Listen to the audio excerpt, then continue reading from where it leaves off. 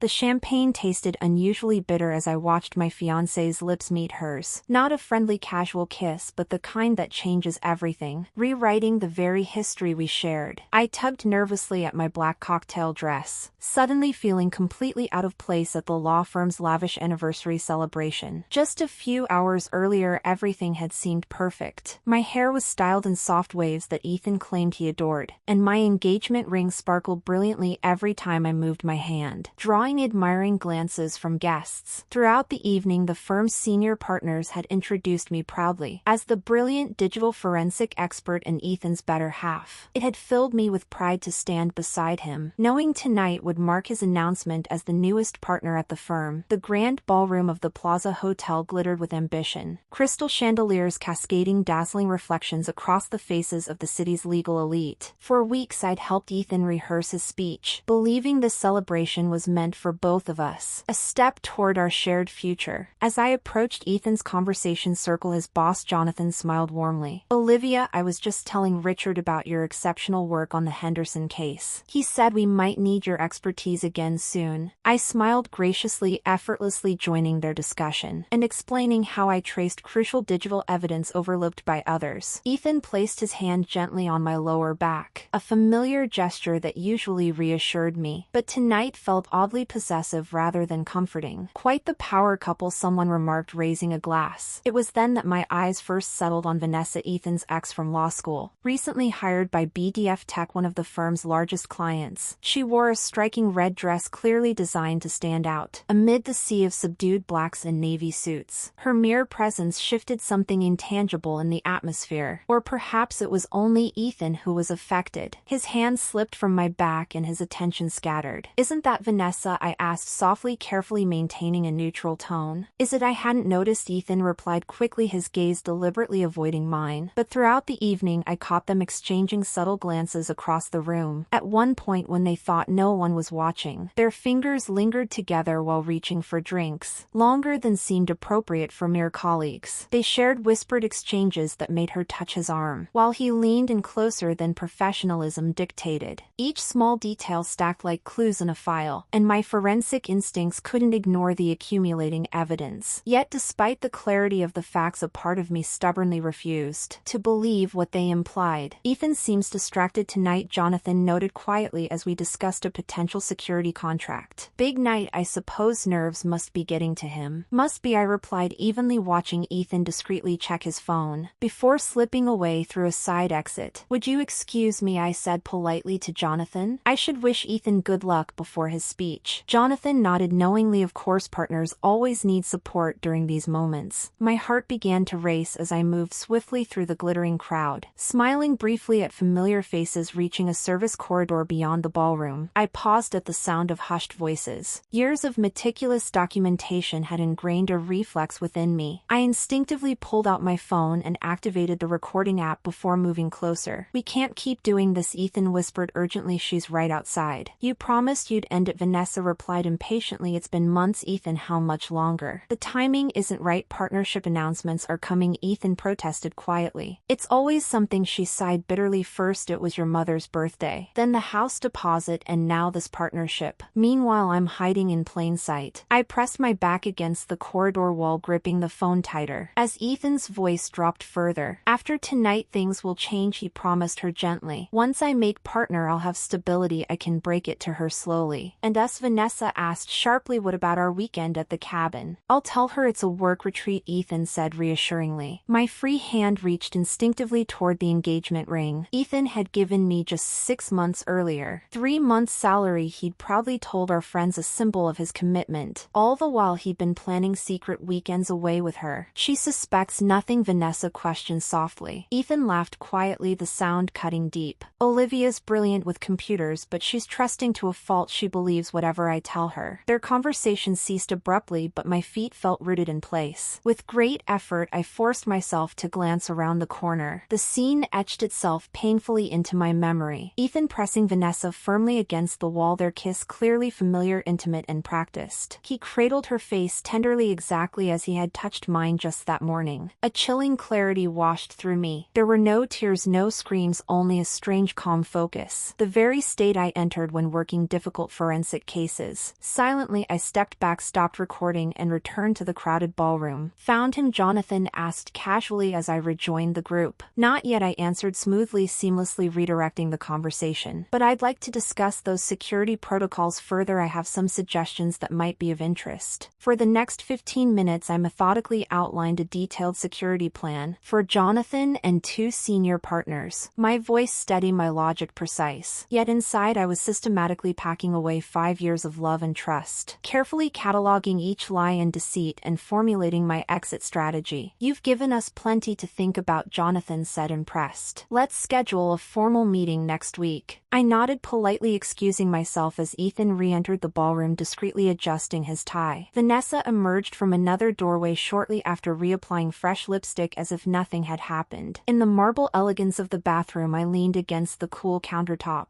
Studying my reflection, the woman staring back appeared surprisingly calm, for someone whose life had just fallen apart. Following my mother's calming technique, I splashed cold water onto my wrists and took 3 deep breaths. Finally, with quiet determination, I removed the diamond ring from my finger, placing it carefully into my clutch. 5 years of shared dreams and plans reduced to a small hard stone. Resting silently in velvet before moving in with Ethan, I sent a text to Maya, my roommate. Within minutes, our old emergency code titanium coin during our college days flashed up on my screen. Soon after, my phone rang. Hiding in the seclusion of an empty bathroom, I answered, switching to speaker mode. "Olivia, thank God I reached you," Maya's voice echoed, laced with practiced concern. "The server's been compromised and client files are exposed. We need you immediately." "Give me 20 minutes," I replied loudly, just as another woman entered the bathroom. Leaving the bathroom, I returned to the ballroom, where I found Ethan mingling with colleagues, his arm nonchalantly resting on the back of Vanessa's chair as if it naturally belonged there. "Ethan, there's an emergency at work, server breach. I need to leave," I explained. His face registered a moment of confusion before shifting to relief. "Can't someone else handle it? We have $1 million